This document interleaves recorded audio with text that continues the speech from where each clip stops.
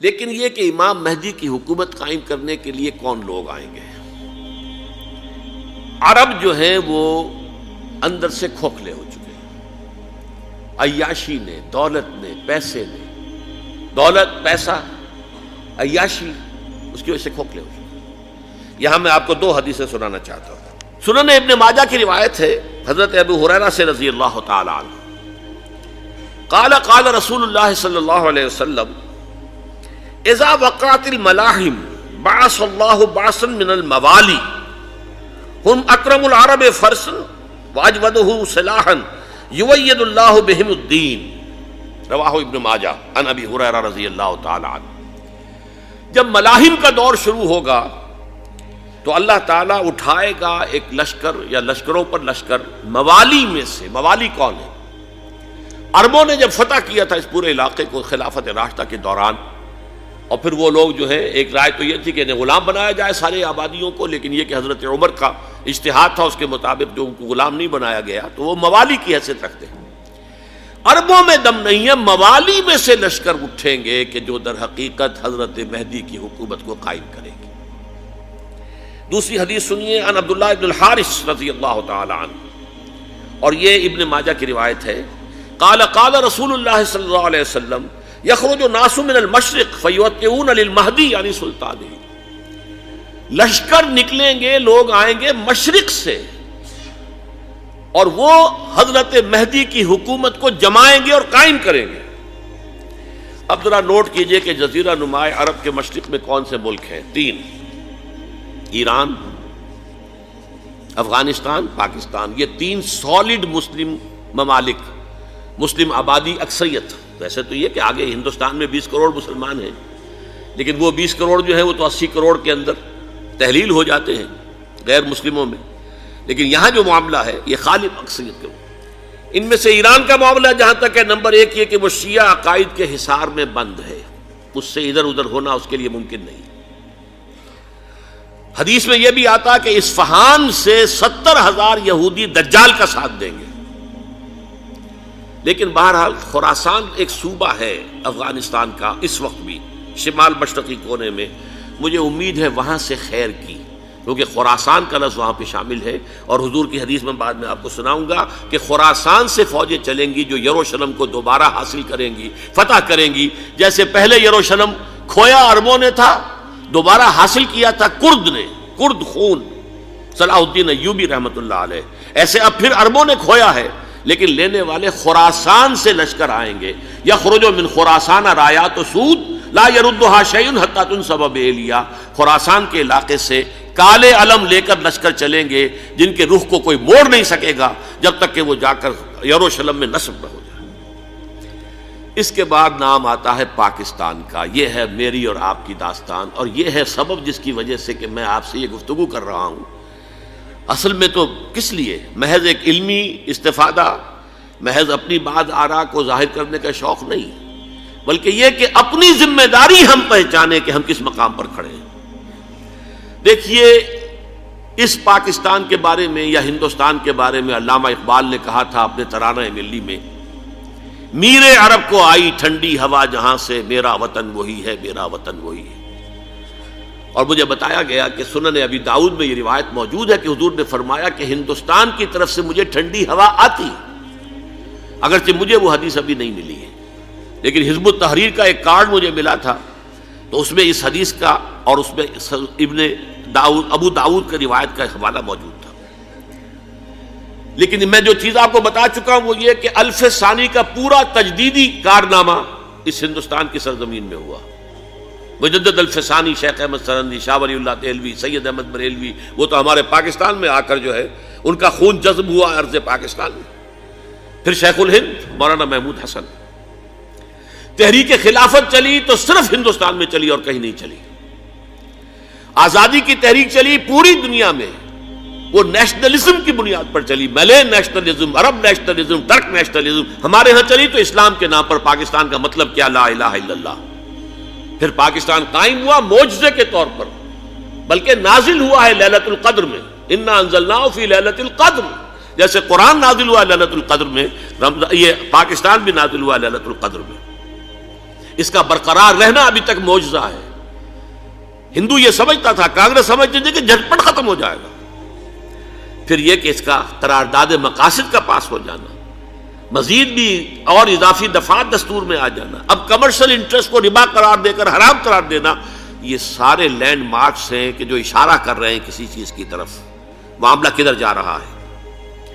پھر یہ کہ یہ جو 14ویں صدی کے مجدد تھے شیخ الہند، اس کے بعد سے کچھ ایسی شخصیتیں عظیم پیدا ہوئی ہیں ہند میں، جن کو میں سمجھتا ہوں کہ 14ویں صدی کے مجدد اور 15ویں صدی کے مجدد کے درمیان یہ 15ویں صدی کے مجدد کی راہ کو سیدھا کرنے والے، جیسے کہ حضرت یحییٰ نے کہا تھا میں تو آنے والے کا راستہ سیدھا کر رہا ہوں حضرت عیسیٰ کے لیے، ایسے ہی 15ویں صدی کے لیے امام مہدی کے لیے راستہ صاف کرنے والے سب سے پہلے علامہ اقبال، جنہوں نے اسلام کا تصور دین کی حیثیت سے دوبارہ زندہ کیا ہے، ورنہ اسلام ایک مذہب کی شکل اختیار کر چکا تھا. پھر مولانا مودودی، مولانا ابوالکلام آزاد حکومت الہیہ کے نعرے کے ساتھ میدان میں آئے. یہ اقبال نے جو تصور پیش کیا تھا اس پر عملی جد و جہد کے لیے حزب اللہ قائم ہوئی. نوٹ کر لیجئے 11 برس کا فرق ہے عمر کا علامہ اقبال کے اور ابوالکلام کے. اور 1913 میں جب حزب اللہ قائم کی ہے اس وقت علامہ اقبال کی ملی شاعری اپنے عروج کو پہنچ چکی تھی. پھر یہ کہ علامہ اقبال کے بعد تعمیل جو ہے اس کام کی وہ ابوالکلام نے کی، لیکن روایتی علماء کی شدید مخالفت کی وجہ سے وہ بددل ہو کر چھوڑ گئے، کانگریس میں شامل ہو گئے، بساط جو ہے حزب اللہ کی انہوں نے لپیٹ دی. پھر مولانا مودودی آئے، انہوں نے وہ ڈور جو ہے اس کا سرا تھاما، جماعت اسلامی قائم کی حکومت الہیہ ہی کے قیام کے لیے. اگرچہ میرے نزدیک یہ کہ وہ انتخابی اور ایک قومی سیاست کی ایک جماعت بن کر پاکستان میں جو ہے دلدل میں پھنس گئی ہے، اب ہم اس کی کوشش کر رہے ہیں تنظیم اسلامی اور یہ تحریک خلافت جس کے تحت یہ جلسہ ہو رہا ہے. یہ ساری چیزیں وہ ہیں کہ آپ کو سوائے پاکستان کے اور کہیں نہیں ملیں گی پوری دنیا میں. معلوم ہوتا ہے کہ پاکستان کو بہت بڑا رول پلے کرنا ہے اس میں، اور اس کے ساتھ اب جمع کر لیجئے افغانستان کی عمارت افغانستان، اسلامی عمارت افغانستان قائم ہو چکی ہے. یہ پچھلے 20 سالوں میں جو کچھ وہاں ہوتا رہا ہے اس سے پہلے تصور نہیں ہو سکتا تھا. علامہ اقبال کے فرزند بھی دیکھ کر آئے ہیں، تو اگرچہ وہ خود میں سمجھتا ہوں کہ خاصے انہیں آپ لبرل کہیں، آزاد خیال کہیں، لیکن اس درجے متاثر ہو کر آئے تھے کہ انہوں نے یہ کہا افغانستان میں جو میں نے حالات دیکھے ہیں کہ اگر 2-4 اور مسلمان ملکوں کے اندر یہ نظام قائم ہو جائے تو پوری دنیا مسلمان ہو جائے گی. یہ سب کچھ کیسے ہو رہا ہے؟ یہ آنے والے دور کی جھلکیاں ہیں.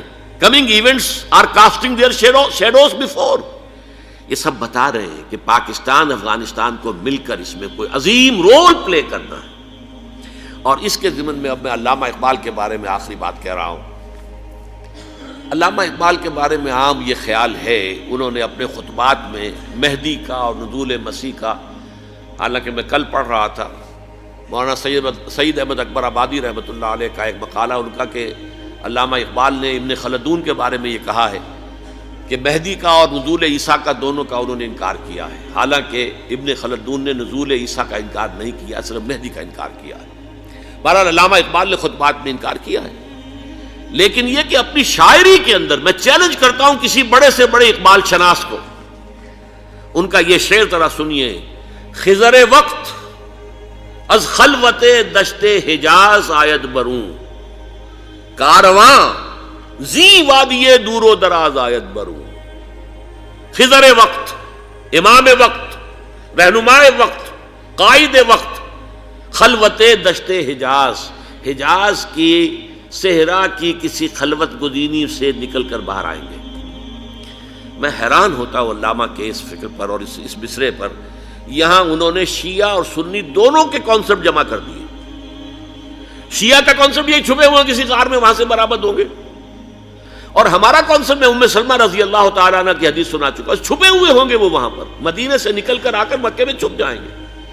اس خانہ جنگی کی حالت میں لوگ ان کی طرف دیکھ رہے ہوں گے، سوچتے ہوں گے انہیں میدان میں آنا چاہیے، کوئی پارٹ پلے کرنا چاہیے، امت کی رہنمائی کرنی چاہیے، لیکن وہ چھپیں گے، وہ کارہ ہوں گے، وہ اس ذمہ داری کو قبول نہیں کرنا چاہیں گے، جا کے چھپ جائیں گے مکے میں. وہاں سے مکے والے انہیں نکالیں گے اور وہ کارہ ہوں گے، انہیں بالکل یہ پسند نہیں ہوگا کہ یہ ذمہ داری اٹھائیں. تو خضر وقت از خلوت دشت حجاز آیت بروں، کارواں زی وادی دور و دراز آیت بروں. کارواں جو چلے گا ان کی مدد کے لیے اس وادی دور و دراز، اس زی عظیم وادی دور و دراز، یہ وادی سندھ ہے۔ وادی سندھ جو ہے ہم سمجھتے ہیں کہ صرف یہ پاکستان اور پنجاب جو ہے یہ اس میں شامل ہے، سندھ اور پنجاب نہیں، افغانستان کا پورا مشرقی علاقہ اس میں شامل ہے۔ جیسے دریائے جہلم سندھ میں جا رہا ہے، جیسے دریائے گلگت سندھ میں آ کر ملتا ہے، جیسے دریائے چناب اور راوی اور جہلم اور یہ سب جا رہے ہیں اور آ رہے ہیں، اسی طرح دریائے کابل کہاں سے آ رہا ہے، دریائے گومل کہاں سے آ رہا ہے، ٹوچی کہاں سے آ رہا ہے، یہ سارا جو ہے ڈرین جو ہو رہا ہے ایسٹرن جو ہے پارٹ آف افغانستان، یہ سب وادی ہے۔ اس وادی کے یہ دو حصے ہیں، ایک حصہ جو ہے یہ ادھر پاکستان میں ہے اور اسی وادی کا دوسرا حصہ جو ہے وہ افغانستان میں ہے۔ کارواں زی وادی دور و دراز آیت بروں، کارواں چلے گا یہاں سے، یخرج ناس من المشرق یؤتون للمہدی یعنی سلطان ہی، مشرق سے فوجیں چلیں گی کہ جو مہدی کی حکومت قائم کریں گی، اور یخرج من خراسان رایات و سود، اور خراسان سے سیاہ پرچم چلیں گے کہ جن کا رخ کوئی موڑ نہیں سکے گا، حتیٰ تنصب بیلیا، یہاں تک کہ وہ جا کر یروشلم کے اندر نصب ہو جائیں گے۔ حضرات، میں ایک میری گفتگو کا حصہ باقی تھا لیکن میں اسے چھوڑ رہا ہوں، اس لیے کہ گلوبلائزیشن جو اس کی ہوگی، جو خلافت علی منہاج النبوہ کی تجرید کامل حضرت مہدی کے ہاتھوں عرب میں ہوگی، اس سے پہلے اس کے لیے محنت، کوشش، جد و جہد پاکستان اور افغانستان میں ہو چکی ہوگی جو اسے سپورٹ کرے گی اور وہاں جا کر حکومت قائم کرے گی۔ اس کے بعد گلوبلائزیشن کا جو مرحلہ اس کا ہے وہ حضرت مہدی کے ہاتھوں نہیں ہے، وہ حضرت عیسیٰ ابن مریم ان کے نزول کے بعد ہے، جن کے نزول کے بعد دجال کا خاتمہ ہوگا اور یہودیوں کا استحصال ہوگا، مسلمانوں پر بھی بڑی تکالیف اربوں پر آئیں گی، شدائد آئیں گے، لیکن یہ وہ میں حصہ ملتوی رکھتا ہوں کسی دوسری محفل اور کسی دوسری مجلس اور نشست پر۔